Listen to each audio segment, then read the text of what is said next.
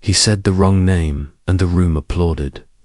I am Harlan Pierce, 76 years old, a retired high school teacher of history and civics, the kind of man who carried a red pen longer than most people keep a car.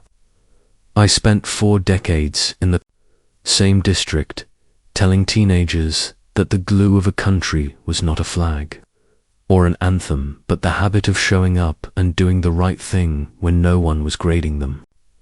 Tonight was supposed to be the night they thanked me for that.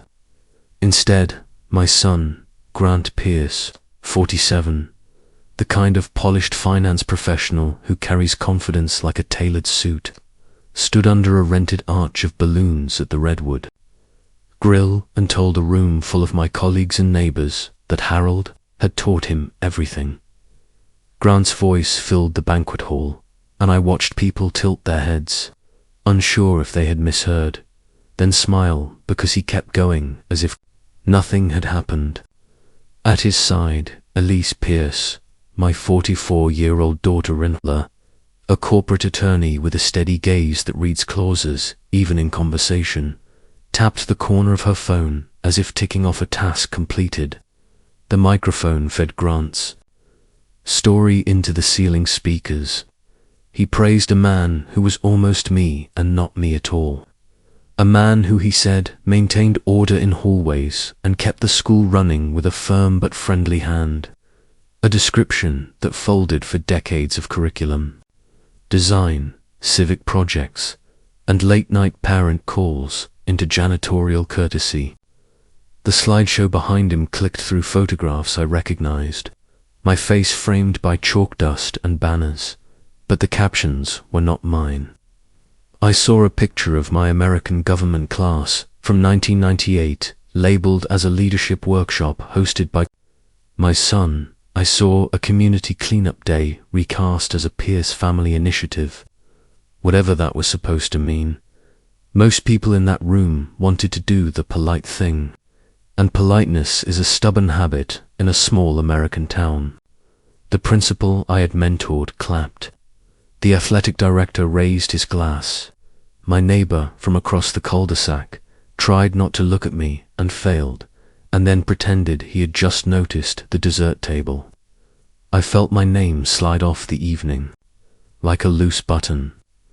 I had always expected indifference from a crowd that did not know me, but these were my people, and this was my son. Grant kept his hand on the microphone as though it had always been his. He told the room I had found my calling in the quiet corners of institutions, that I had been happiest when others stood in the spotlight. It sounded generous until I realized he was building a stage where I did not exist except as scaffolding. For the family standing under the lights, he described the values I had taught as if he had invented them, claimed my phrases as phrases he grew up hearing himself say, and talked about the future as a continuation of work I was too old to continue. He laughed at his own story about me falling asleep during a school board meeting, a meeting at which I had fought to protect a civics requirement from budget cuts, and the room laughed with him. Elise smiled at a distant point above the crowd, the way a pilot looks past weather, and the slideshow rolled on. The cake was a sheet the size of a card table, frosted in white with blue script. The blue script read, "Thank you, Mr. P." It was neat handwriting, a bakery clerk's careful loops, and it said everything and nothing. A waiter in a black vest passed flutes of sparkling water, and I thought about all the cups of institutional coffee that had kept me upright in bleachers and auditoriums and parking lots. There were old students here, men and women now, some with lines at the eyes that matched mine, and they smiled because they had learned to be good citizens, and because smiling is also what you do when someone points a camera. I had seen a lot of ceremonies turn, and I knew the exact second when this one did. Grant lifted his glass and told the room that the family would carry on my legacy. The screen behind him changed to a graphic I had not approved. It showed my face in a soft-edged oval, the dates of my birth and a blank space after a dash, as if waiting. He wasn't joking. He had built the night like a memorial without a death. I felt a pulse in my jaw that did not belong to my heart. Elise stepped closer to him, the kind of step that turns a pair into a single presentation. She did not touch the microphone, but I could see she did not need to. I am not a man who courts scenes. I have always believed in telling a student privately that he is better than his worst day in speaking to a parent without an audience. But some lessons require a room. The chair legs scraped when I stood, the sound small but sharp. My colleagues turned toward me the way a class quiets when a teacher takes the chalk. I walked to the front while Grant commented to the room about the grace of aging, and he did not realize I was beside him until my hand was already on the microphone. He did not let go immediately. His fingers tightened, then loosened when he felt how steady mine were. I looked at the microphone, at the black mesh I had wiped down for decades after assemblies and debates, and I felt something like ownership that had nothing to do with property and everything to do with having carried sound across rooms for the purpose of truth. I told the room my name. I did not raise my voice. I simply stated it, and the room heard, and the room recognized me. No one expects a 76-year-old to move quick, but speed looks different when it is conviction. I thanked the restaurant staff with a nod because I knew their names from weeknight dinners with my daughter years ago. I mentioned, without flourish, that being a teacher meant correcting the record, and that the record began with what you called a person. I said that my son, Grant, a driven man in finance, whom I loved as my own blood, had made an error. I said that my daughter, Elise, a capable attorney who handled complex things for a living, had assisted tonight's program. I could feel the room tremble between wanting to smooth it over and wanting to hear what came next. I did not list my awards. I did not recite the number of classes I had taught or the committees I had chaired. I reached back to one afternoon that was not in the slideshow. It was the day a student of mine wrote to the mayor about a crosswalk near the elementary school, and the city changed the paint the following week. I told the room that the measure of a life in my kind of work was not a plaque or a banner, but the way ordinary people learned to do ordinary things with care. Grant had told them I was happiest in the shadows. I told them I had always been happiest. Seeing others use the light properly, Elise's expression did not change, but her phone stilled, and that small pause told me she had not anticipated me taking the room back. I remembered the first time she and Grant had hosted Thanksgiving. The table was curated. The grace was timed. The knives matched. I remembered being asked to carve and noticing that the knife had never been used before. Tonight had that same smell of coordination, of an event assembled by people who trusted planning more than sincerity. A former student in a navy suit stood near the bar and raised his glass just a little. I had once helped him fill out his first job application. He had come to the dinner because his mother insisted, but he stayed because his face had reddened when my son called me the wrong name and he did not know how to fix it. A coach on the back wall looked down at his hands. A custodian I had worked beside on storm days nodded once, just once, and I understood that the people who knew work recognized what I was doing now. I told the room the story of my name. My mother had chosen Harlan because it sounded like a man who would show up. My father had taught me to answer to it in loud places and quiet ones. Every attendance sheet I ever held had my students' names printed wrong sometimes. I made it a practice to ask them how to say themselves. Names I told them, are the first civics test you take in life. Tonight, mine had been failed publicly, and the retake was underway. Grant smiled in a way I had learned to interpret as negotiation. He stepped aside, let me occupy the center of the small stage, and put one hand lightly on my shoulder in the way men in our town signal ownership without appearing to. He began to speak in a tone that would later let him tell people he had tried to keep the evening positive. He spoke about feelings. I summarized for the room what he was attempting. I said my son believed in momentum and messaging, and that his heart, while in the right place, sometimes outsourced its work to the optics team. It was the kindest way I knew to describe a performance to those who were watching one. There are ways to correct a record that look petty, and there are ways to correct a record that build a more honest future. I chose the second. I praised the teachers standing in the corner who had stayed late every year to grade. I praised the secretaries who had been the axis any school spins on.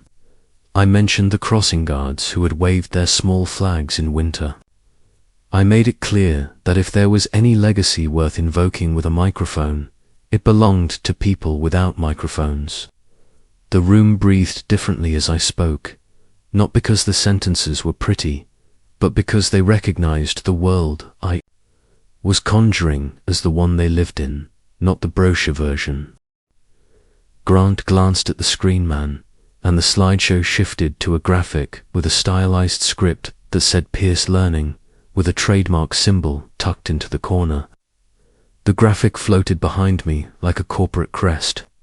There was a website, URL at the bottom, small but visible. And for the space of a single beat, every person in the room who notices fine print noticed it.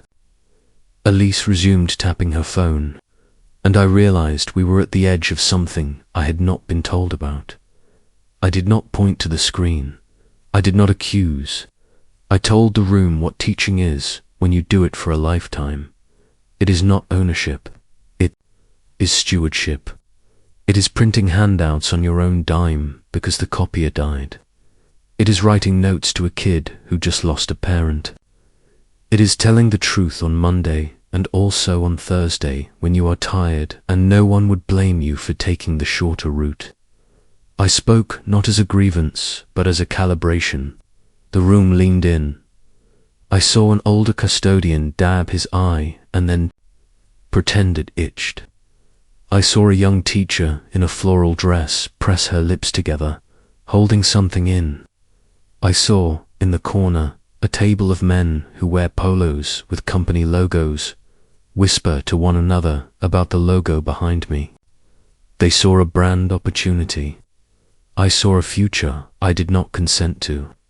Names and logos have a way of hardening into things that feel inevitable if you let them.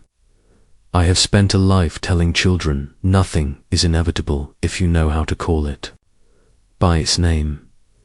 The cake was wheeled to the front, and Grant began to announce the cutting as if we were returning to normal. I kept the microphone. I told the room I wanted to thank 3 people. I thanked my wife, gone now, who had cleaned chalk from my cuffs and once slid a coffee into my hand during a winter storm, so I could keep calling parents until every bus found a safe driveway. I thanked the first principal who had hired me, who had taken a chance on a man who believed civics belonged to freshmen as much as seniors. And I thanked my students, present and absent, who had taught me the math of patience. I thanked them because thanks is not a zero-sum thing. The room shifted again. Some nights you can feel a space choose which version of itself it wants to be. Elise moved beside Grant, a small adjustment but meaningful, like a bishop sliding on a chessboard. She smiled, and if you had not spent years watching Last Minute proposals die at school board meetings, you would have missed the flicker of calculation. I had not missed it. I knew that this dinner functioned as more than gratitude. The branded slide, the speeches built like press releases, the way they had rewritten captions to fold my years into a family venture, it all told me that tonight was the beginning of something they hoped would carry them. If those plans existed, they would be revealed soon enough. For now, I returned the evening to honesty. I asked the staff to bring a small plate to the back tables first. To the retirees who had taught before me, I set the microphone down for a moment and walked the first slice to the custodian, who used to unlock the gym for my early morning debates. He tried to refuse in the way men refuse when they mean thank you. I told him this plate used to be his anyway, and he accepted without words because neither of us needed them. Action is the language you use with people who have done work. When I returned to the stage, Grant had recovered his smile. He took the microphone I had placed on the stool and told the room we were grateful for their presence. He added a few remarks about family. He slipped my correct name in, a course correction calculated for optics, and the room applauded again because the danger seemed to have passed. He gestured toward the screen and mentioned that the family would be sharing some exciting educational resources soon, materials inspired by my years in the classroom. He said the community would be hearing more. It was the soft launch of a thing, and I watched people nod because nodding costs nothing. I ended the evening on my terms. I thanked everyone for coming. I told them I would be at the back if anyone wanted to share a memory from their time in my class. I did not beg for their attention, and I did not compete with the branded slide. I turned my back on it because I have taught teenagers for 40 years and I know how to deny attention to the wrong thing. The photographer angled for a shot of me and Grant together, and I allowed one, then stepped aside when Elise requested another with her hand on my shoulder. A teacher can stand still without being captured. It is a skill you acquire after years of hallway duty in storms.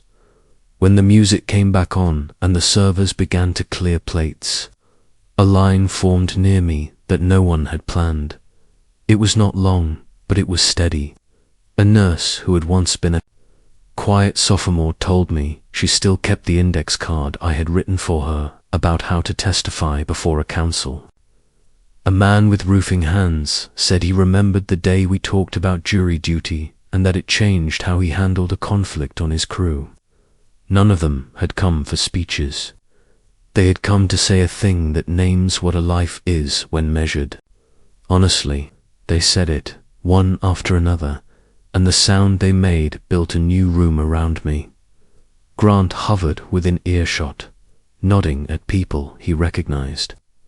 Elise stood near the projector, conversing with the restaurant manager. When my eyes met hers, she gave me a brisk little smile, professional and untroubled, the smile of a person settling a calendar. I could hear the click of pieces moving, but I had the microphone's weight in my hand, remembered. I kept that memory because it would be needed. On the ride home, I would think about the logo, the captions, the way my son had narrated me as a helpful ghost in my own life. But before the car doors opened and the winter air flattened the room's warmth, I finished the work of the evening. I walked to the back, thanked the staff by name, pocketed the paper program with the stylized script so I could read it later, under a lamp, and left the microphone on the stool. Standing upright like a small black witness that had finally heard my name spelled correctly. The morning after the dinner, I found the program folded neatly on my kitchen counter, left by one of the grandchildren. On the back was a small logo in navy and gold, Pierce Learning. I stared at it longer than I meant to. The script was polished, the design corporate, as if my career had already been filed into a marketing packet. Later that week, I received an email from an address I didn't recognize. It was a receipt for a Pierce Learning annual summit, a conference that, according to the document, would feature materials inspired by the classroom leadership of Harlan Pierce. I read it twice, then again. The name was mine, but the sender wasn't. The fine print listed Grant and Elise as co-founders. They had used my name as if it were a registered brand. I drove to their house on Sunday, when families in our neighborhood usually gather for brunch. Elise opened the door in a cream sweater, phone already in hand. She greeted me with her courtroom smile, the one that promised composure no matter what argument was unfolding. I asked about the email. She didn't look surprised. She gestured me inside and said it was easier to explain with paperwork. On the dining table lay a stack of folders, thicker than any lesson plan I had ever prepared. Elise slid one toward me, pages tabbed with fluorescent markers. "This is the registration," she said. "We've protected your work. The lectures, the civics handouts, even your classroom exercises, they're all catalogued now. Under Pierce Learning." I looked at the pages and saw familiar titles, checks and balances in everyday life. Letters to the mayor, the mock trial of 1989. They weren't just mine. They were my years pressed flat and white. But next to each title was a copyright stamp, and under owner the line read Pierce Learning LLC. The names in small print at the bottom were Grant and Elise. Grant entered from the kitchen, sleeves rolled up, holding a coffee mug that read Legacy Builders. He spoke before I did, the way a man does when he has rehearsed. He said the world had changed, that paper notes in filing cabinets meant nothing now. He said my ideas deserved a platform, and he had given them one. He said this was for me, but also for the family. I told him plainly the work was mine. He nodded, as if expecting that response, and said it didn't matter who wrote what, it mattered who carried it forward. He had the tone of a man pitching investors, not addressing his father. Elise added that without legal protection, anyone could have stolen the material. By registering it themselves, she claimed they were safeguarding it. I picked up one sheet at random. It was the civic essay prompt I had used every September. What does it mean to be accountable to a neighbor? My students had wrestled with it. For decades, some writing about mowing lawns for the elderly, others about jury duty, others about telling the truth when no one asked. It had been my quiet measure of how young people understood democracy. On the page before me, it was branded with a new title, Pierce Learning Character Initiative. There was a price beside it, $29.99 for digital access. The room shifted. Elise's phone buzzed, and she silenced it with a flick. Grant leaned against the counter, sipping from his mug. I heard the faint hum of their dishwasher, a sound too ordinary for what was happening. My life's work had been itemized, priced, and placed in their possession. Lillian arrived through the side door, carrying a tray of muffins. She kissed her brother on the cheek, greeted Elise, then noticed me. Her smile faltered. She asked if I had seen the new venture. I told her I was seeing it now. She glanced at the folders and lowered her eyes. She had always been the one to keep peace, the one who believed silence could prevent cracks from widening. I saw the weight of that silence pressing on her, even as she set down the tray. Grant spoke of expansion, of conferences, of media outreach. He said Pierce Learning would reshape civic education nationwide. He described potential partnerships with corporations. His words stacked higher than the folders, climbing toward something I could not see but could already feel pressing down.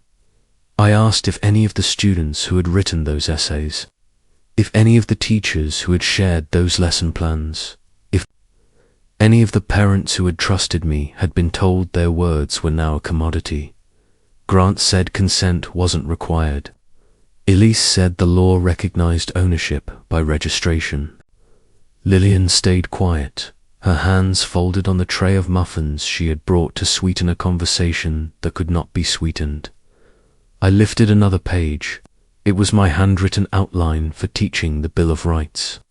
I had kept it taped inside. A notebook for decades, revising it as cases changed, as courts ruled, as society tested its boundaries. Here it was, typed in clean font, repackaged as the Pierce framework for freedom.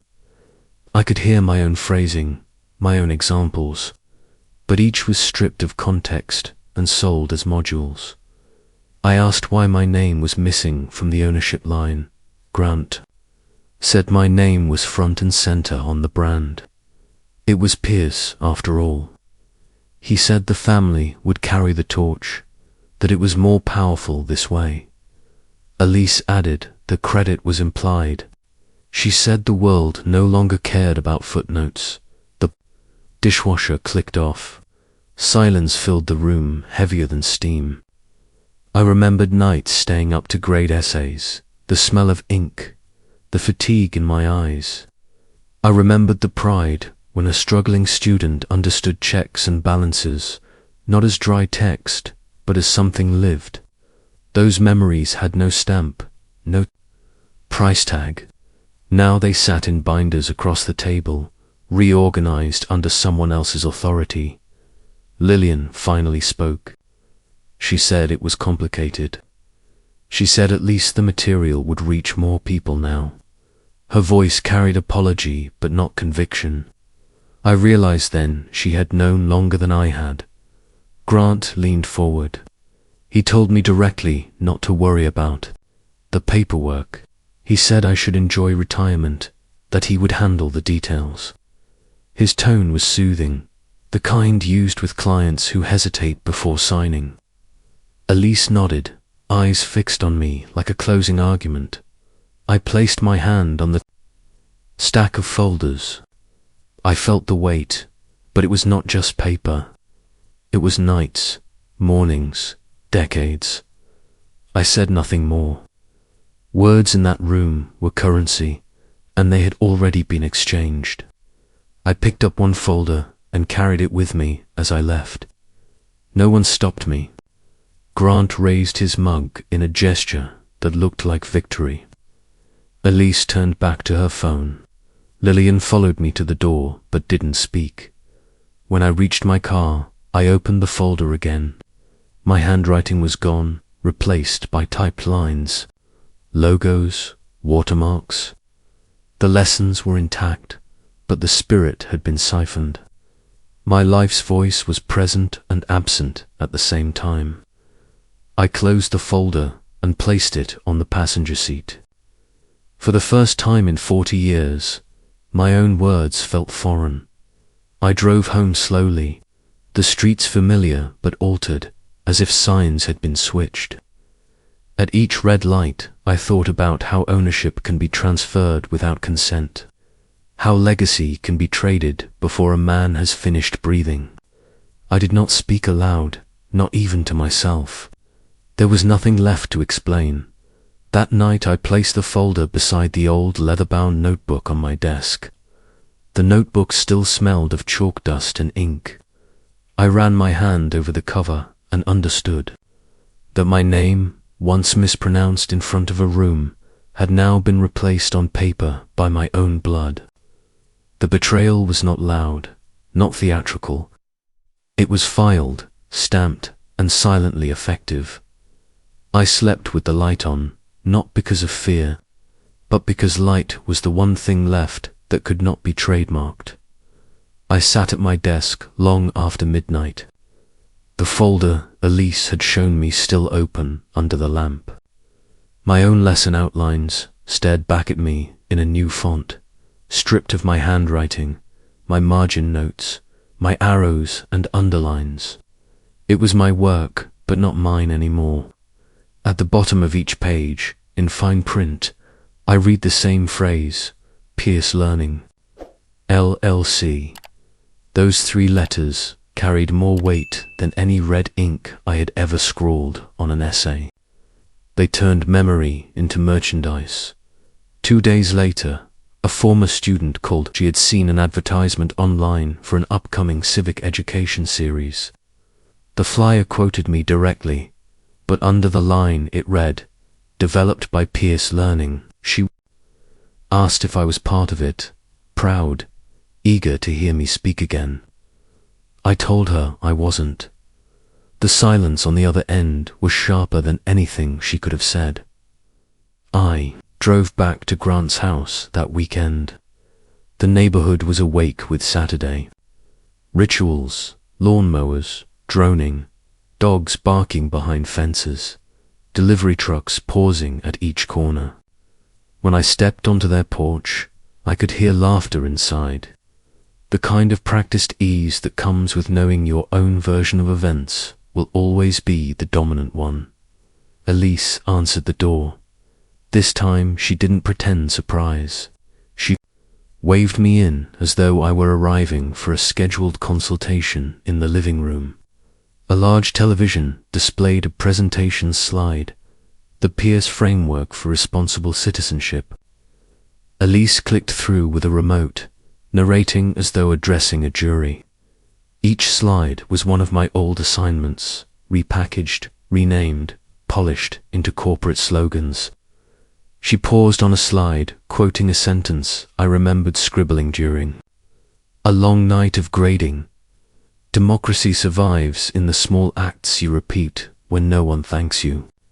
The line appeared in bold letters beneath a trademark symbol. Elise said it tested well with focus groups. Grant appeared, carrying 2 mugs, handing one to her before settling into a chair. He asked me what I thought. He leaned forward like a man confident the verdict was already his. I told him plainly that the line was mine. He smiled and said the line now belonged to everyone, but that someone had to manage it. He said their company was ensuring my words reached more people than I ever could alone. I asked what gave them the right to change the meaning.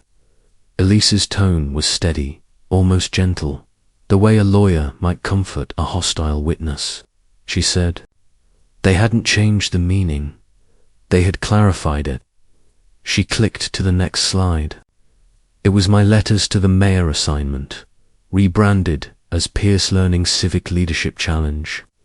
The instructions were rewritten, shorter, more digestible. Gone was the part about listening to neighbors before proposing solutions. In its place was a bullet point about leveraging community influence. I told them that wasn't teaching civics. It was teaching manipulation. Grant shrugged. He said the world had moved on, that influence mattered more than ideals. He reminded me that students today lived online, not in the dusty classrooms of my past. He said I should be proud my work was evolving. Lillian entered through the kitchen, carrying a box of groceries. She froze when she saw me, then busied herself unloading items onto the counter. She said hello quietly, without turning. Her silence carried more than her words. She had known about this for weeks, maybe months. Her loyalty was not with me, not openly. She wanted peace, but her peace was built on my erasure. Elise clicked to another slide. This one showed a video thumbnail. She pressed play. My grandson.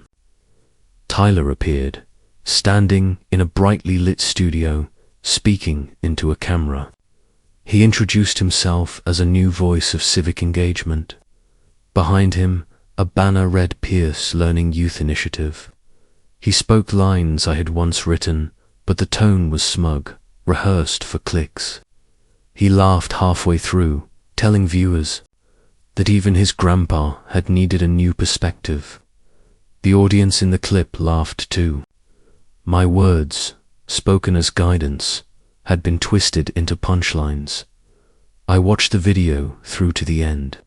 It cut to graphics advertising a subscription service, promising weekly lessons inspired by decades of teaching. Elise muted the screen and looked at me with a calm that bordered on indifference. She said Tyler's channel had already drawn thousands of followers.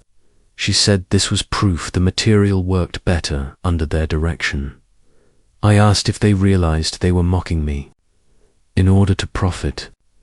Grant said no one saw it that way. He said the public loved stories of transformation, of old ideas reimagined by new voices. He said people wanted to laugh, to feel they were part of something fresh. He said I was too close to the work to see how it could inspire in new forms. I remembered a boy in 1985, sitting in the back of my classroom, who had once written an essay about his father losing his job. That boy had spoken with trembling hands during our mock town hall, yet he had found strength when others listened. That boy had learned what it meant to stand and be heard. I wondered what would happen if his words were stripped and sold like this. Elise handed me a packet labeled Strategic Expansion Plan. Inside were schedules, licensing agreements, revenue projections. Every corner of my life's work had been mapped into a profit chart. The civic lessons I had written to shape citizens were now shaping an enterprise. At the bottom of one page, under long-term goals, I read, transition Harlan to honorary. Figurehead, limit direct involvement to avoid conflicting narratives. That sentence hit harder than any insult at my retirement dinner. They weren't just using my work, they were planning to silence me. I looked at Lillian, hoping for support. She lowered her gaze and said nothing. Her silence was heavy, the kind that fills a room more than shouting. I realized she had chosen family harmony over my truth. She thought she was protecting me, but in protecting me, she had allowed them to erase me. Grant closed the packet and told me it was for the best. He said legacy was not about ownership, but about reach. He said Pierce learning would make my name unforgettable. I told him he had already forgotten my name once, at the dinner, and he was forgetting me again now. He said I was being dramatic. Elise put her hand on his arm, steadying him. Guiding the performance back to calm, I stood, leaving the packet on the table. I told them I would not endorse this. Grant reminded me the endorsements were already in place. He pointed to the folders and said the paperwork was filed. Elise added that contracts had been signed, that any attempt to interfere would only damage the family's reputation. She didn't threaten, but the weight of her words was heavier than any threat. I left the house without another word. On the way home, I stopped at a gas station. I sat in the car with the engine off, folderless, planless, my own work now branded and reshaped beyond recognition. On the convenience store TV, muted above the counter, I saw Tyler's face again. His video was playing on a morning show segment about innovative youth projects.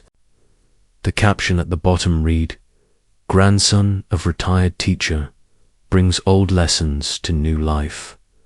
Customers in line smiled at the screen. They thought they were seeing inspiration. I knew they were seeing theft. When I finally pulled into my driveway, the sun was setting, shadows stretching across my yard. I unlocked the door and went straight to my desk. My old notebook still sat there, leather cracked, pages filled with handwriting no machine could mimic. I placed my hand on it and felt the rough surface.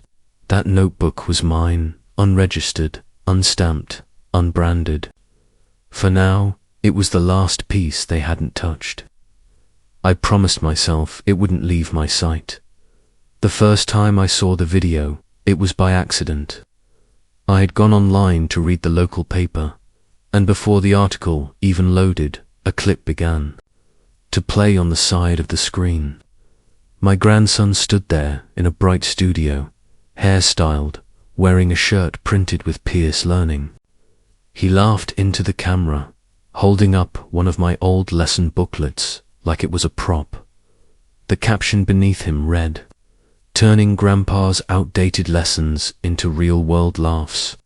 I sat still, hands pressed against the arms of my chair, as the boy spoke lines I had written decades earlier, punctuating them with exaggerated eye rolls and smirks for the audience.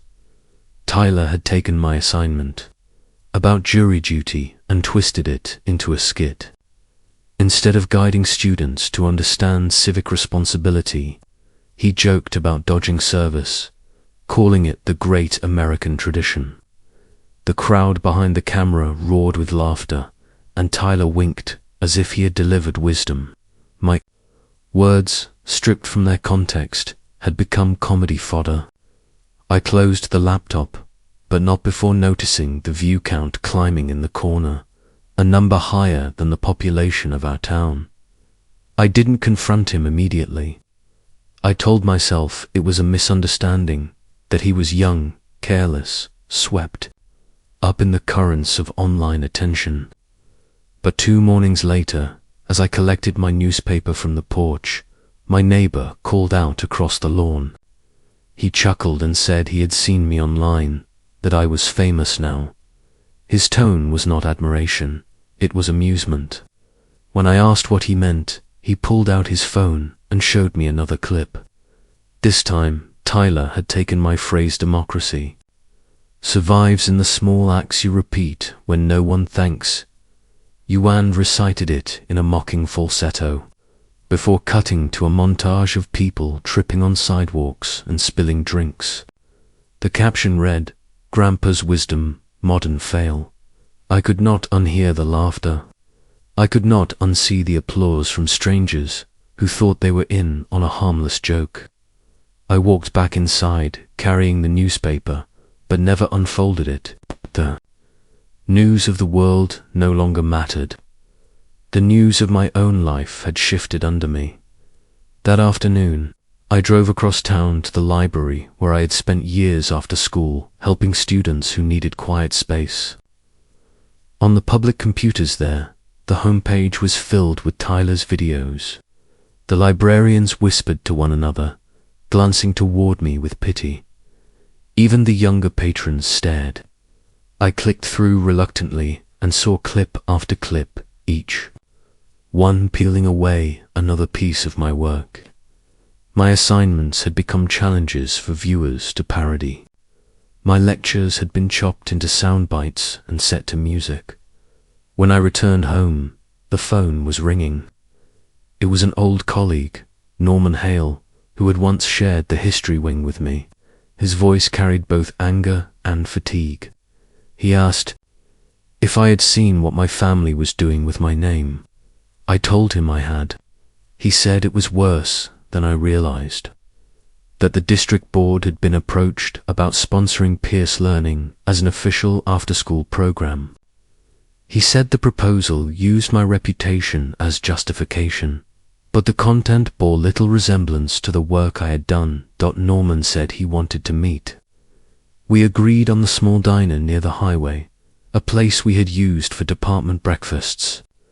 When I arrived, he was already seated, nursing a black coffee. His hair was thinner, his posture stooped, but his eyes still carried the sharpness of a man who had graded essays until midnight for too many years. He slid a folder across the table. Inside were printouts of presentations and contracts. I recognized. My handwriting turned into typed slogans, my exercises repackaged as merchandise. At the top of one document was the seal of the city council. Norman said he had overheard a conversation at the board office. Grant was using my supposed endorsement to gain political leverage. He was selling the idea of civic renewal while privately reshaping it into a business empire. "They're building it on your back," Norman said. "And if you don't speak, the public will think you agreed." I sat with the folder open, pages spread like a map of betrayal. The waitress refilled my cup without asking. I thanked her, though the word felt heavy in my mouth. I told Norman I hadn't agreed to any of this, not the branding, not the distortion, not the public mockery. He said then I needed to be louder than their version of me. His voice cracked with urgency. I drove home with the folder on the passenger seat, the papers fluttering with every bump in the road. That night, I opened the laptop again and watched Tyler's newest upload. He stood on a stage at a community event, crowd cheering, lights flashing. He introduced himself as part of the Pierce Learning Youth Initiative, saying he was carrying on his grandfather's quirky old ideas in a way that finally made sense. The audience clapped, and I realized no one there knew the difference. To them, he was the heir of something valuable, and I was just the ghost behind it. When the video ended, I didn't close the screen right away. I looked at the freeze frame of my grandson, smiling, holding my notebook in his hands like it was a comedy prop. That notebook had never left my desk until recently. I hadn't given it to him, which meant someone else in the family had. I sat, in silence, the house quiet except for the hum of the refrigerator. The betrayal was no longer abstract. It had a face, a voice, a laugh broadcast to thousands, and it carried my name. I reached for my old, leather-bound journal, the one no one had yet digitized, and placed it beside the laptop. My handwriting looked fragile next to the glow of the screen, but it was the only truth left untarnished. I swore then that it would not be taken. The phone rang again. Another former student. She said she had watched the videos and didn't know what to believe anymore. She asked me if the words she remembered from class had always been a joke. My throat tightened, and for a moment I couldn't answer. Finally, I told her the truth, that words can be stolen, twisted, and sold, but the meaning you carry in your life is yours alone. She cried softly, thanked me, and hung up. I closed the laptop, locked the front door, and sat in the dark with the notebook still under my hand. I knew the fight ahead would not be about money or contracts. It would be about memory, about whether the truth of a life could be drowned out by the noise of those who profited from it. It was Norman who finally pulled back the curtain. He asked me to meet him in the parking lot of the old high school, a place where our footsteps had worn paths between classrooms for decades. The building was closed that evening, windows dark, but the echoes of our years there still clung to the bricks. He stood leaning against his car, a folder in his hand, his jaw tight. Without ceremony, he handed it to me. Inside were campaign flyers. My son's face dominated the page, smiling confidently beside slogans about civic renewal and educational integrity. But beneath his photo, in bold type, were my words. Quotes lifted from my notebooks, stamped with a campaign logo, presented, as if they were the foundation of his platform. At the bottom was a line, endorsed by his father, lifelong educator and mentor. My name stood there as proof of his credibility. I stared at it until the letters blurred. I told Norman I had never endorsed anything. He nodded, saying he believed me, but the public would not know otherwise. He explained that the campaign was already gaining traction. Community leaders spoke of me with admiration, repeating phrases I had written as if they had been born from my son's imagination. The board members who once argued with me now praised his vision. I drove home with the folder heavy in my lap. Every red light felt longer, every street lamp harsher. When I arrived, I spread the papers across my table. I looked at my words I had once given freely to students to shape their thinking, now bent into campaign slogans. The lessons on responsibility had been stripped of humility, the lines about service turned into promises of influence. The ink was mine, but the voice was not. The next morning I confronted him. I arrived at his office unannounced, walking past assistants who smiled politely but avoided eye contact. His door was half open, and I stepped in before he could pretend to be surprised. He sat behind a desk larger than any I had known in the school, papers stacked neatly, a framed flyer on the wall behind him. He didn't deny it. He simply said it was necessary. He told me people respected my legacy, but legacies meant little if they weren't leveraged.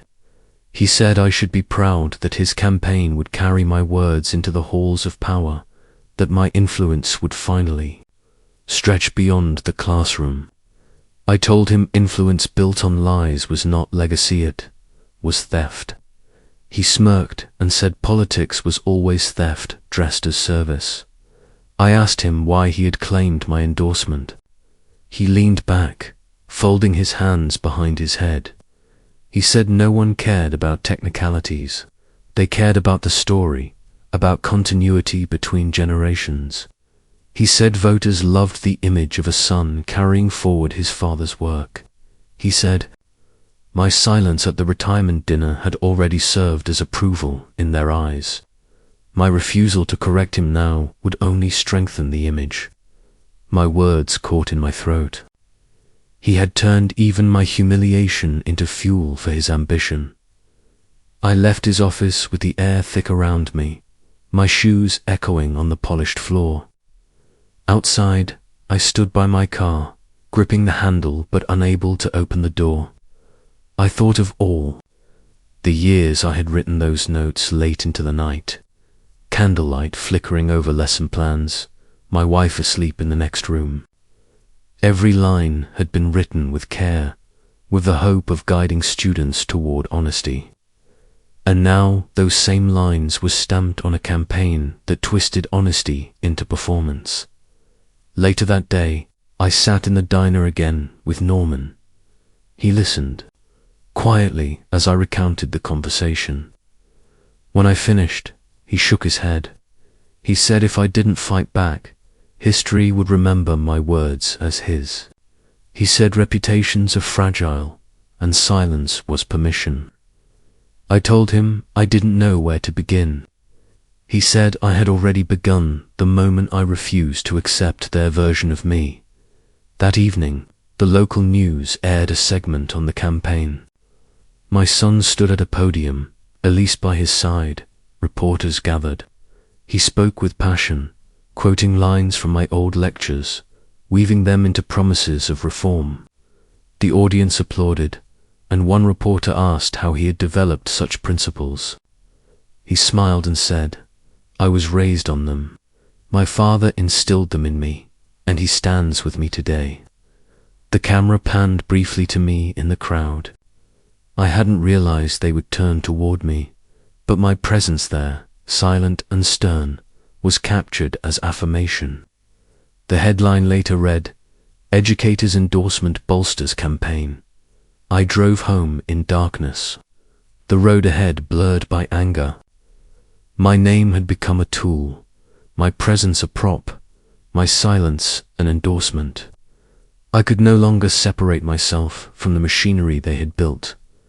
When I stepped into the house, the phone was already ringing. A former student's voice greeted me, full of excitement. She said she was proud to see my legacy living on in the campaign. She said I had always told them to stand up for what was right, and now my son was doing just that. She said I must be proud. I could not answer her. Pride was not the word I carried. I walked into my study and pulled the old leather-bound notebook. From its place, I opened to a page written in the mid-1980s, an entry about honesty during civic duty. I read the words slowly, aloud, so the walls would remember. Integrity is not inherited. It is chosen, again and again, when no one applauds you. I whispered the line until it no longer sounded like mine, until the weight of it broke into silence. That night, I didn't sleep. I sat at the desk with the notebook open, the campaign flyers beside it, the two versions of my life staring back at me, one written in ink, the other in print, one fragile, the other mass-produced. I realized then that I could not undo what had been done, but I could still write what came next. I closed the notebook, slid it into the drawer, and turned the key. My words had been stolen, reshaped, and weaponized, but the truth still lived where they could not reach. For now, that was enough to keep me breathing, but not enough to let me rest. The night I realized my daughter had chosen silence was colder than any betrayal. I had come from another community meeting where my son's campaign posters were plastered on the walls, each one decorated with my words, but none of my truth. I stopped by her house on the way home, hoping for a voice that might break through. The fog. She opened the door, her smile strained, the kind of smile that stretches too thin and doesn't reach the eyes. I stepped inside and immediately felt the weight of a house, where loyalty had been traded for quiet survival. She poured me tea without asking, and for a moment I let the warmth of the cup settle into my hands.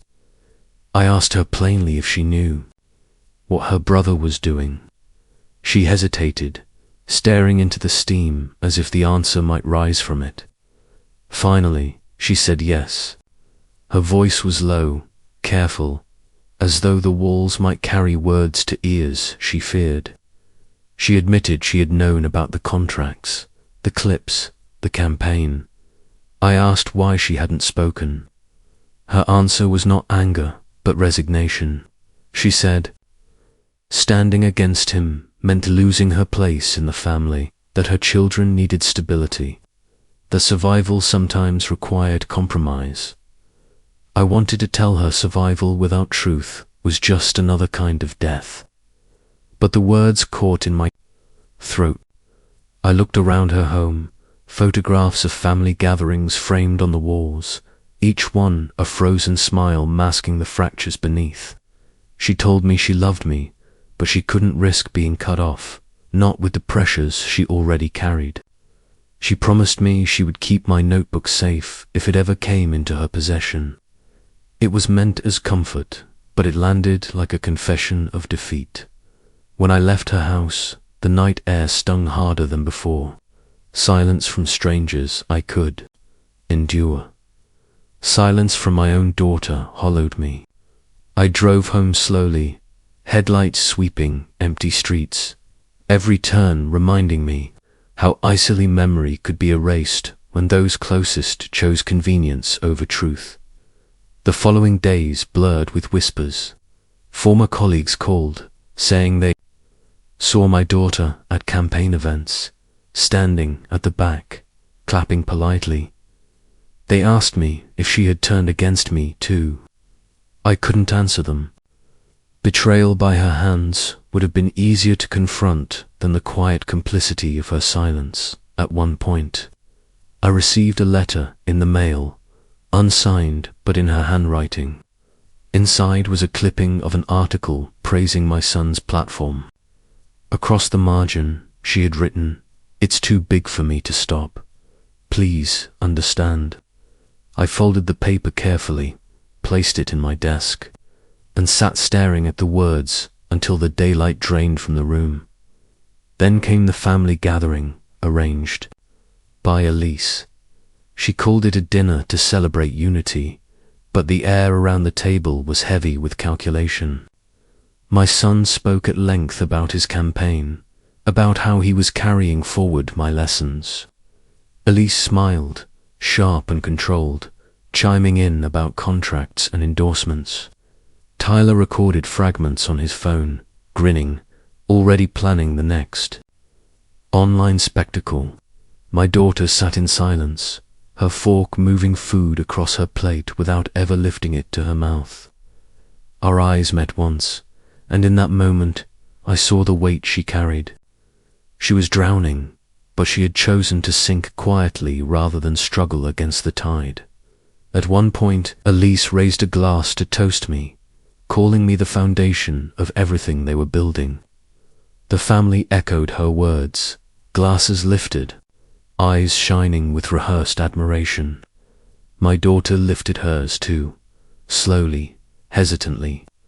Her lips moved in silence, and I realized she had spoken the words without sound, a private protest no one else would ever notice. It was her rebellion, small and invisible, but to me it cut deeper than open betrayal. When the evening ended, I lingered at the door, waiting for her to speak. She hugged me quickly, whispered, "I'm sorry," and slipped into the night without looking back. After that, I no longer expected her voice to rise above the noise. I knew she had chosen the safety of silence. What I didn't know yet was how much that silence would cost me. The campaign accelerated, gaining momentum, fueled by the illusion of generational unity. Newspapers wrote of a family bound by principle. Interviews described my legacy as a living endorsement. Photos of us together, even candid ones from years past, were repurposed as evidence of support. And every time I saw my daughter in the background, standing, clapping, never speaking, I felt the wound deepen. Her silence was not absence. It was presence without defense. I returned often to my notebook, tracing lines written decades earlier, searching for strength in ink that had not yet been stolen. I found an entry about loyalty, written after a student confessed to betraying a friend. I had written, "Loyalty is not silence. Loyalty is the courage to speak when silence is easiest." I closed the book and sat in the dark, wondering if I had failed to teach that lesson clearly enough at home. But as much as her silence broke me, it also sharpened me. I realized then that I could no longer depend on anyone else to protect my name. My children, my students, my colleagues all could abandon or distort. The only defense left was my own voice, steady and unbroken, even if it shook. Her silence had shown me the true weight of loneliness, not being without family, but being surrounded by them and still left undefended. And it was that loneliness, more than anger, that hardened my resolve. I began to write again. Not lessons for a classroom, not speeches for a campaign, but a record of truth. If they wanted to build their empire on my silence, I would answer with words they could not twist, bound in a journal that carried my own hand, my own ink, my own unshakable claim to a life lived in truth. Because if my daughter's silence was meant to bury me quietly, my voice would rise louder than all of them combined. The blow came on a grey morning, the kind where the sky hangs low enough to press on your chest. I had been sipping coffee, rereading notes I had written decades ago, when the phone rang. A colleague from the district office spoke in a strained voice, asking if I had seen the headlines. My name was printed across them, not with honor but accusation.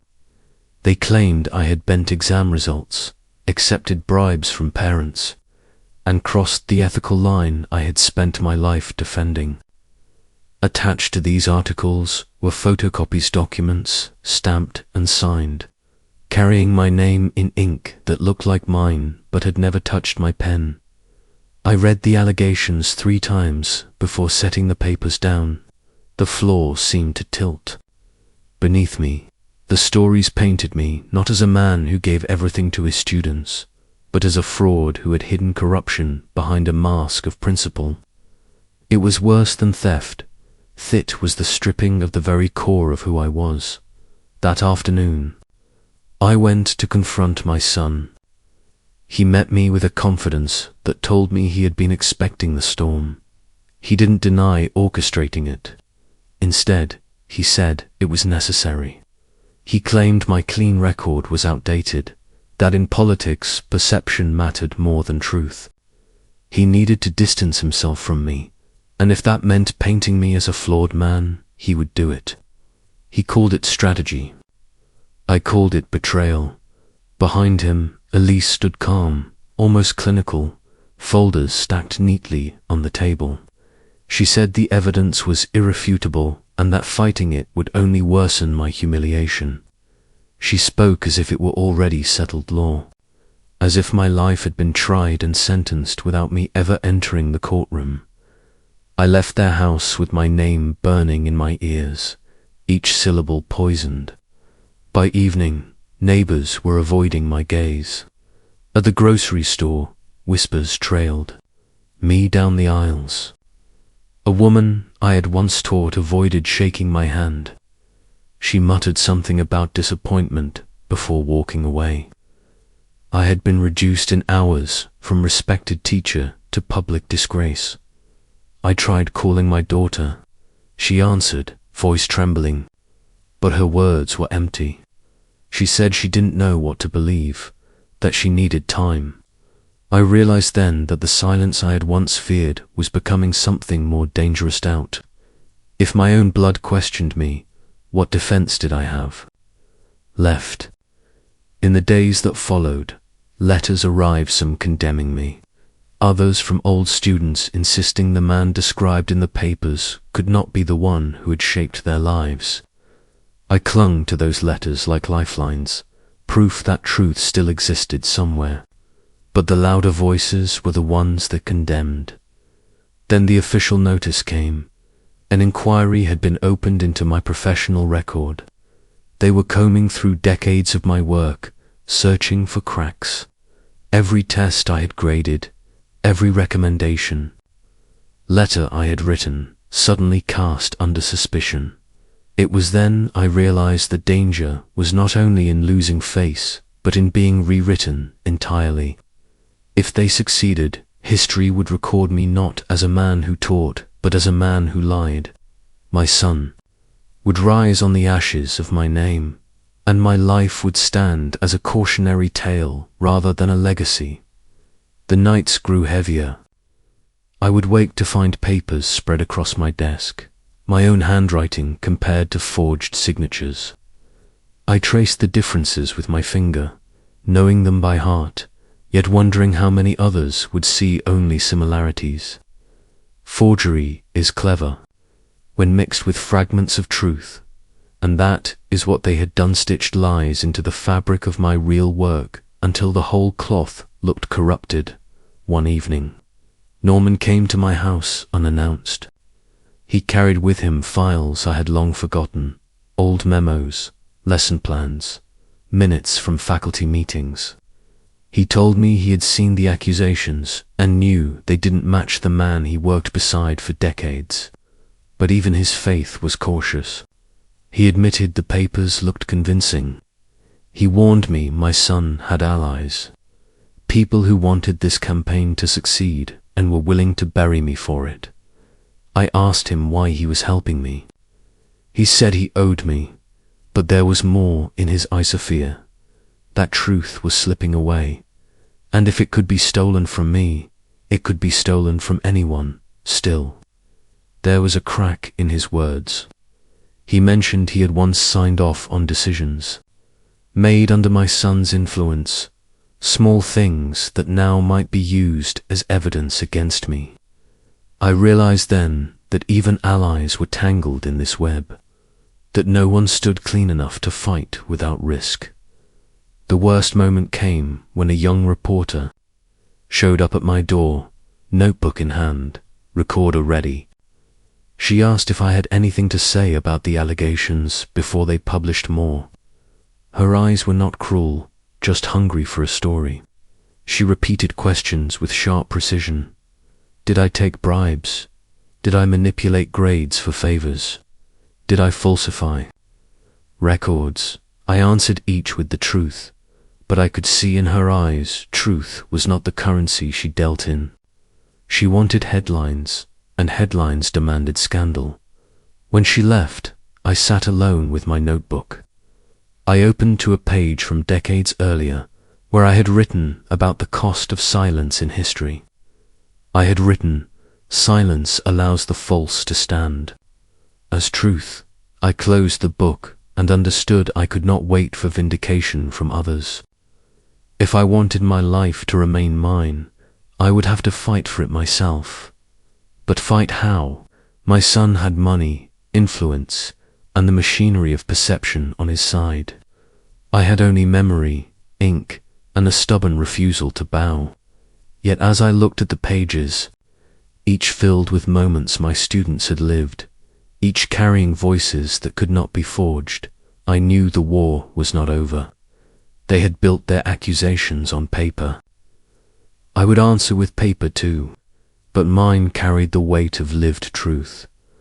I slept little that week, each night consumed with gathering, remembering, preparing. The storm had not peaked yet, but I could feel it coming, and though I was bruised and hollowed by the blows already struck, there was still fire left in me. If they wanted to erase me, they would have to fight against every page I had ever written, every life I had touched. I would not go quietly into their script. My story was not theirs to write. The house was silent when I pulled the box down from the attic. Dust curled in the air, catching the weak light from the single bulb overhead. I had avoided this box for years, telling myself that memories belonged to the past. But now, with my name dragged through the mud and the threat of prosecution looming, the past was the only weapon left to me. I carried it downstairs, my hands trembling not from age, but from the weight of what it contained. Inside were stacks of notebooks, their covers worn soft, the pages yellowed but still intact. These were not lesson plans or state-mandated reports. These were my journals, 40 years of them.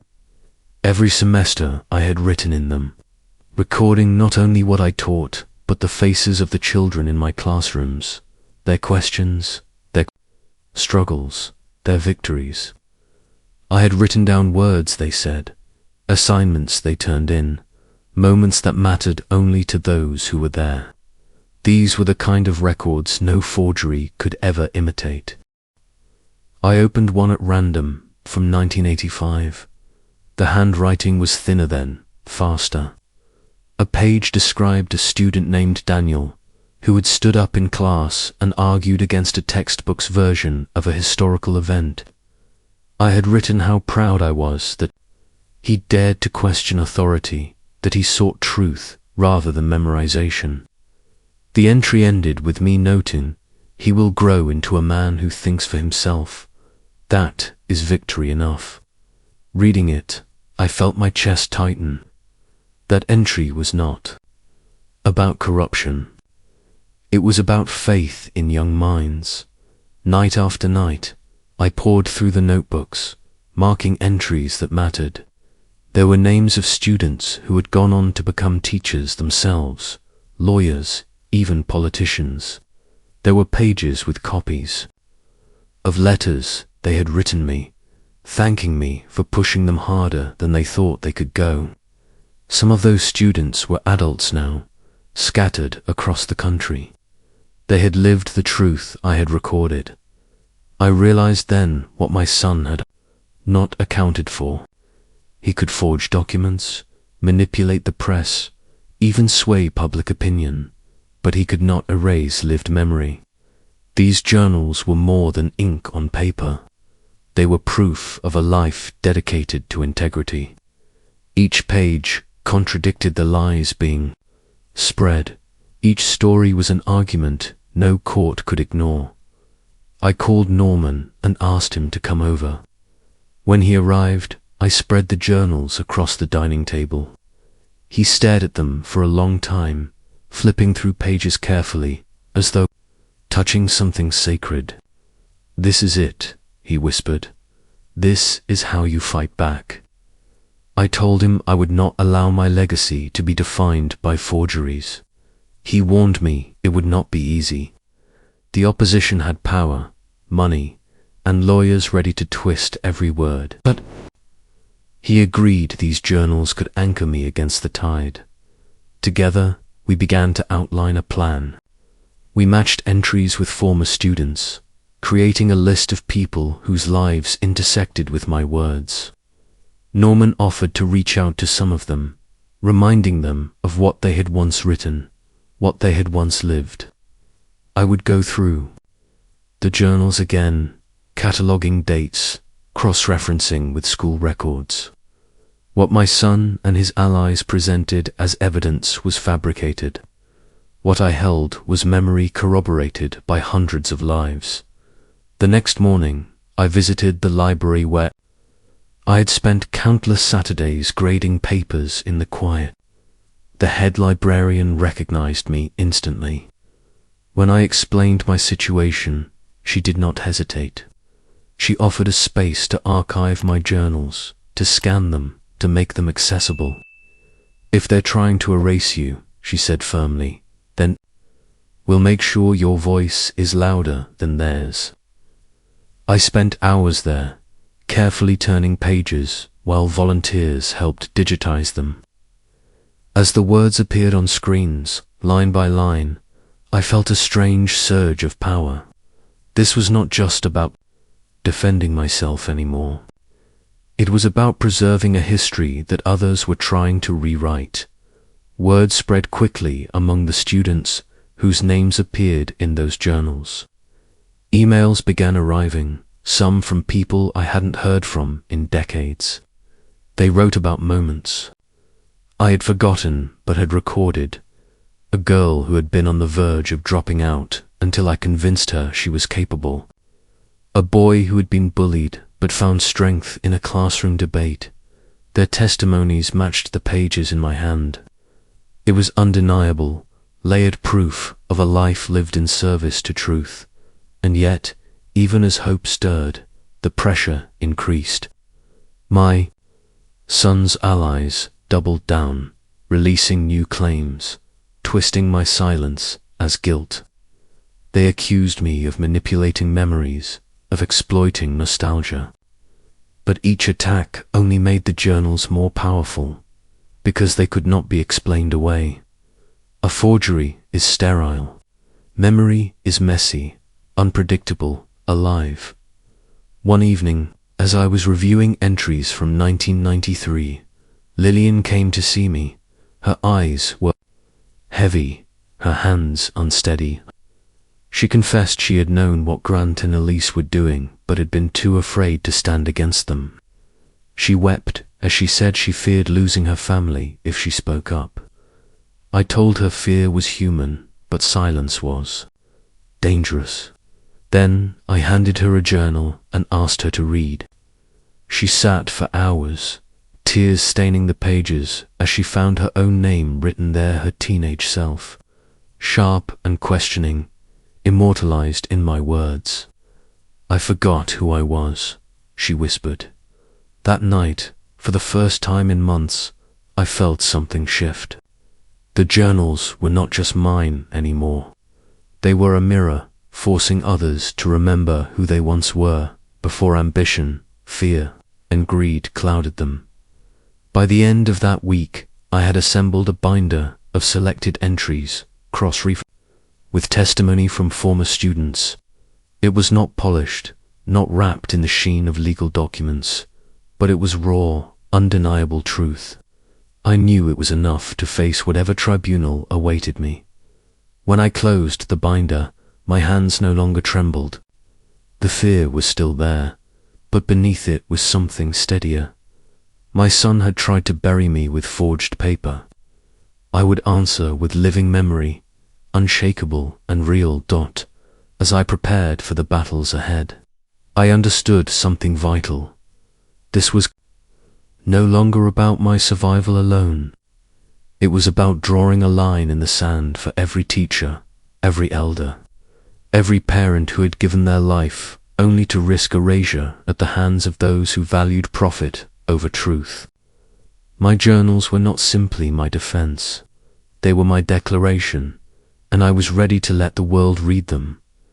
The courtroom was packed. though not with the usual audience of jurors and lawyers alone. Students, parents, even former colleagues filled the benches, their presence a quiet defiance against the spectacle my own son had staged. Cameras lined the back wall, and I knew every word would be dissected on evening broadcasts, replayed in clips, torn apart by strangers who would never set foot in my classroom. I stood, binder in hand, and looked directly at the judge. My voice carried more steadily than I expected. I laid the binder on the podium. "What you've been told about me," I began, "is the story of a man who betrayed his students, his profession, and his own principles. What I have here is not an argument against those accusations. It is a record, not words crafted to sway, opinion, not statements drafted by attorneys, but a ledger of truth written as it unfolded year after year." The first notebook opened to a page dated decades ago. I read aloud. The ink faded but clear.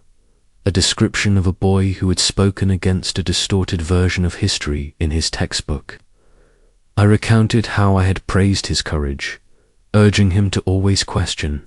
The entry was not about policy, politics, or personal glory. It was about a young mind daring to think. As I read, I saw heads nodding in the audience, some belonging to faces I barely recognized but had once taught. Then I set the book down and gestured to the crowd. One by one, former students rose. A woman in her 50s told the court how she had been on the edge of dropping out until she found her own worth in my class. A man spoke about how a debate exercise had given him the confidence to become a lawyer. Another described how the journal entries I had read in class had stayed with him for decades. Their voices became a chorus, each account aligned with the words inked in my journals. It was not just me speaking anymore. It was generations of lives intertwined with mine. Grant, sitting stiffly at the defendant's table, shifted uncomfortably. Elise sat beside him, her jaw tight, her eyes darting across the room as though calculating losses. I did not look at them. This was no longer about the betrayal of family. It was about the preservation of truth in the face of its deliberate distortion. When my turn came again, I opened to the final journal, the one I had written in the very year I retired. My voice caught for the first time, not in weakness, but in certainty. "They tried to erase me," I said, letting the words fall with their full weight. "But you cannot erase a life lived in truth." The silence that followed was not emptiness, but recognition. The judge leaned forward, his expression unreadable but intent. The cameras caught everything, but for once, I did not care how it would be edited later. In that moment, the truth had been spoken, carried not by one man's insistence, but by a community's memory. The court adjourned without a verdict that day, but the battle was already won. The accusations dissolved under the weight of testimony, the false evidence exposed for what it was. My name, once dangled like bait by my son, was reclaimed not as a tool for ambition, but as a record of a life that had mattered. Weeks later, I walked into the local library carrying the box of journals. The head librarian and her staff greeted me with reverence, as though I were donating treasures. In a sense, I was. I placed the journals into their care, each one scanned, archived, and preserved for public access.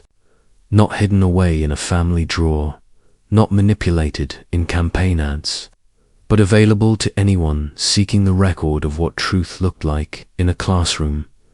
As I watched the first pages load onto a screen, I felt no triumph, no bitterness, only release. The fight had been brutal, but the outcome was more than vindication. It was permanence.